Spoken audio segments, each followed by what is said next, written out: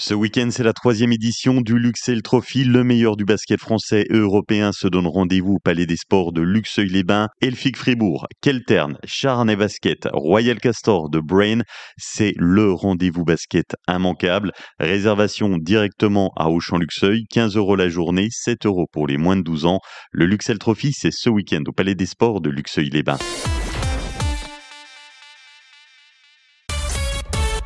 Comtoise Radio, jusqu'à 9h, découvrez les associations des Vosges saunoises. Bonjour Emmanuel Lepaul. Bonjour.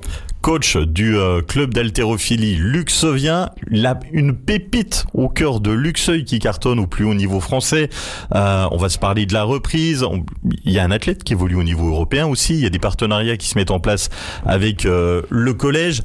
À quel moment, c'est la vraie question, je vais piquer un peu ce matin, à quel moment on se dit, tiens, je vais faire de l'haltérophilie, c'est pas le sport qui vient le plus naturellement? Alors, c'est une très bonne question, sachant que moi, j'ai commencé complètement par hasard aussi, donc je sais pas vraiment ce qui peut passer par notre tête quand on rentre dans la salle et qu'on s'y met. Est-ce que, quel plaisir on y prend?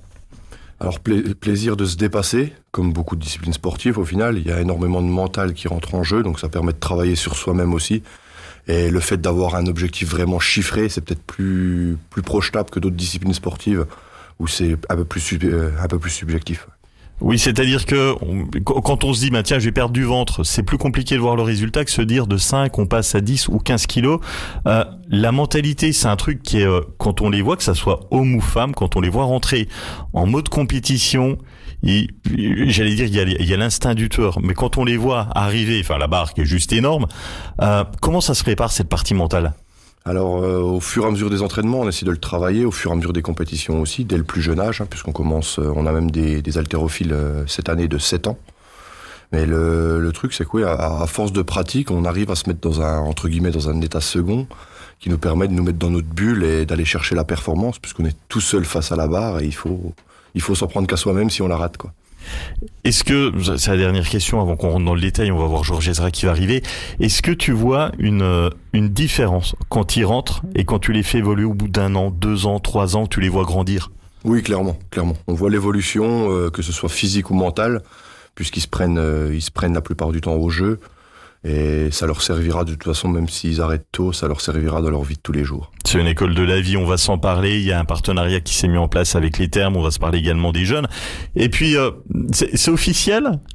C'est officiel, on est encore le meilleur club français cette saison. Ça fait combien de champions pour la combienième fois consécutive? Alors là, ça fait 4 titres consécutifs.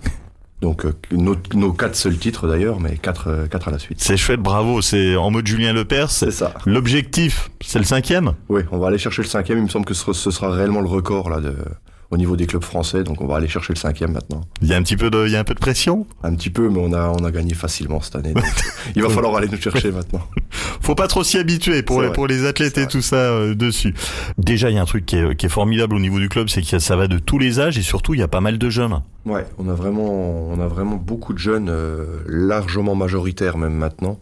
Donc de 7 ans, comme je disais tout à l'heure, de 7 ans à 18 ans, je pense qu'on a au moins 2 tiers de l'effectif qui se situe dans cette tranche d'âge.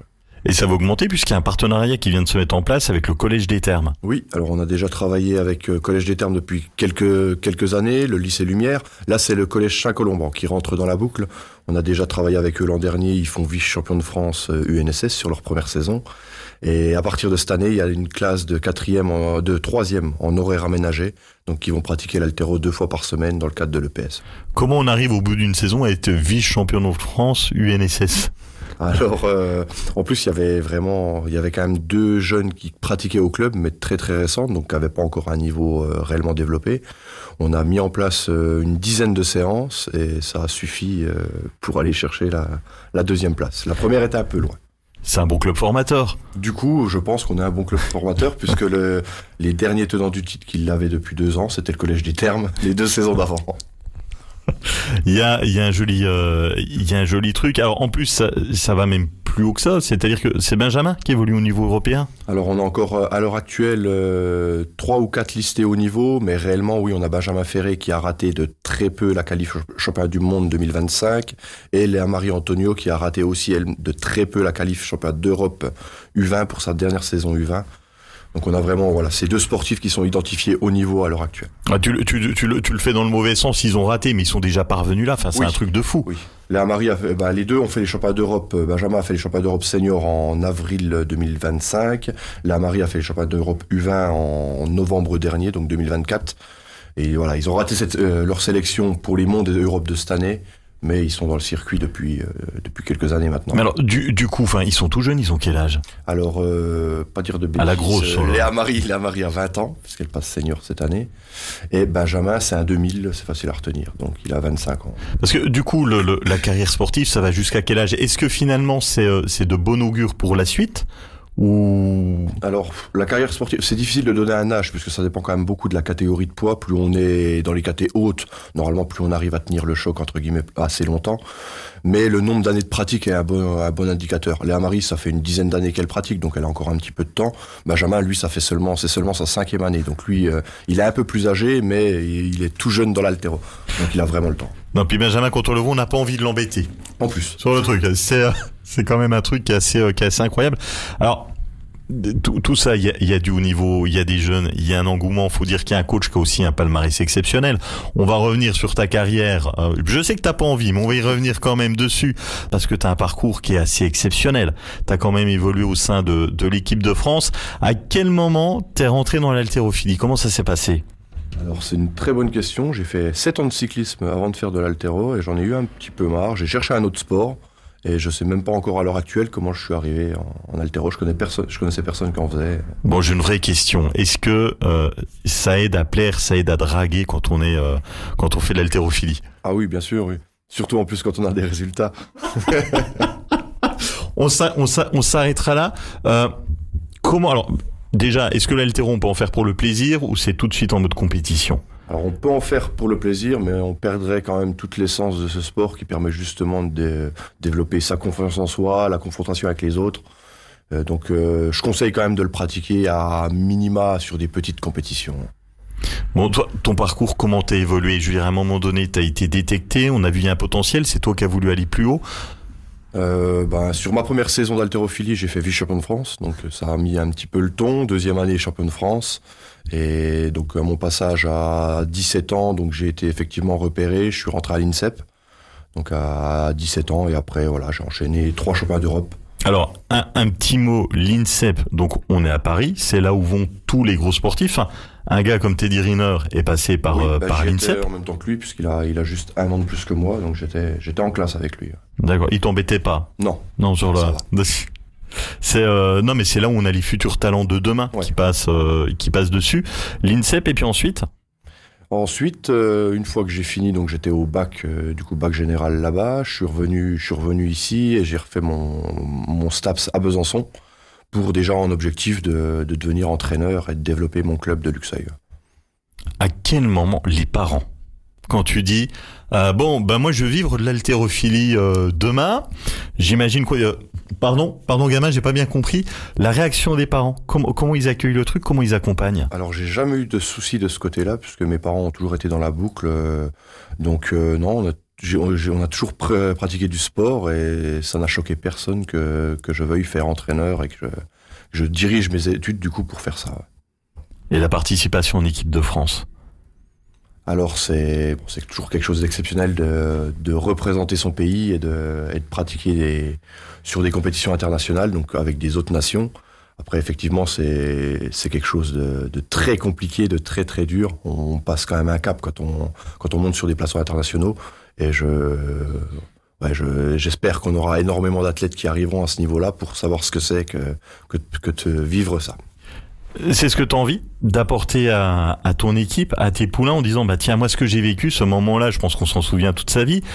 T'as envie qu'ils le vivent aussi? T'as envie de partager ça? Oui, c'est pour ça qu'on s'entraîne. C'est vraiment des heures et des heures de travail pour une petite victoire de temps en temps, mais tellement de bénéfices à en tirer que le jeu en vaut la chandelle. Ça fait très mal, mais le jeu en vaut la chandelle. Bon, puis enfin, il y a les filles qui sont bien placées, il y a les garçons aussi dessus.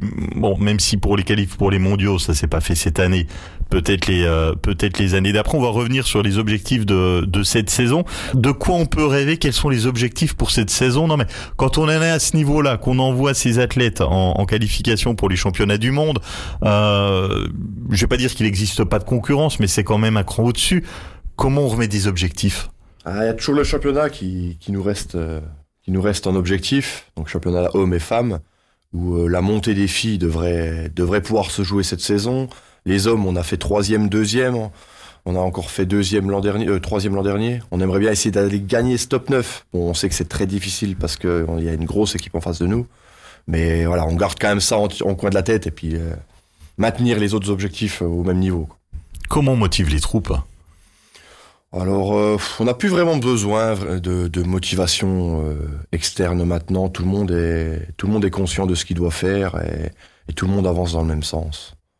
Des objectifs pour la partie européenne, parce que bon, là on est resté, 2 athlètes sont restés sur un. Alors, on y arrive, etc. On a toujours envie de réussir du premier coup, de gagner. Comment on les accompagne, on les remotive pour la suite en disant ok, c'est pas mal, tu t'es dépassé, enfin Benjamin avait battu son record dessus, ça n'a pas été suffisant, ce qui est déjà une victoire en soi, de faire mieux que le reste de la saison. Comment on les accompagne pour l'après? Alors on essaie de mettre tout en œuvre pour que justement ils aient juste à se concentrer sur leur performance, ce qui est pas évident. Bon, Benjamin devait intégrer l'INSEP, c'est pas encore fait du coup sur septembre là. C'est quelque chose qui va lui permettre, s'il arrive à l'intégrer en milieu d'année, qui va lui permettre vraiment de se focus encore un peu plus sur ses performances, puisqu'effectivement il a fait 162 à l'arraché, donc il bat son record et il rate juste le jeté, il épaule la barre pour la qualif au championnat du monde. Donc c'est des petits détails à corriger. La Marie, c'est un peu plus compliqué puisqu'elle est revenue sur Besançon, donc elle était en pôle à Toulouse.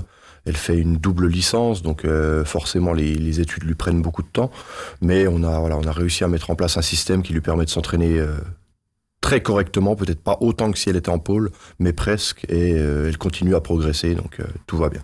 C'est un truc qui est important parce que quand on se parle de sport de haut niveau, la partie des études reste hyper importante, c'est-à-dire que, alors je sais que dans le basket il y a des sortes de contrats en disant on te prend en pôle espoir, on te fait évoluer, mais faut que tu aies des 14-15 de moyenne.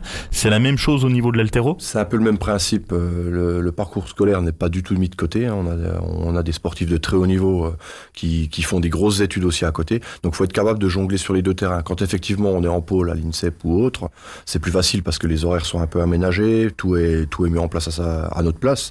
Mais quand on est justement dans le cas de Léa Marie là sur Besançon, là c'est à elle de réussir à se débrouiller pour lier les deux, sachant que les deux sont largement aussi importants. Et j'imagine qu'il y a un truc sur la partie qualif, championnat du monde, c'est que bon, soit on est intégré, soit on n'est pas intégré, mais il y a peut-être le fait de se faire repérer aussi. Oui, après ça se fait assez rapidement quand même en haltérophilie, puisque comme j'ai dit tout à l'heure, les performances sont chiffrées. On a en plus maintenant un système de compétition qui est totalement informatisé, donc les résultats apparaissent directement, instantanément sur la France. Donc on peut faire des listings, on peut faire des classements scratch et voir directement les jeunes qui progressent. Manu Lepol qui était notre invité, en un mot, en 30 petites secondes, pour quelles raisons on devrait se mettre à l'haltérophilie ou franchir le cap? Alors pour faire partie d'un club où il y a plus d'un licencié sur 2 qui fait les championnats de France, c'est déjà intéressant. Si vous signez, vous avez une chance sur 2 de faire les championnats de France. Et de manière plus générale, effectivement, apprendre à se dépasser, avoir une belle ambiance conviviale et aller chercher le meilleur de soi-même. Rendez-vous au club d'haltérophilie. Merci d'avoir été avec nous, Manu. Merci, JP. Comtoise Radio, jusqu'à 9h, découvrez les associations des Vosges saunoises.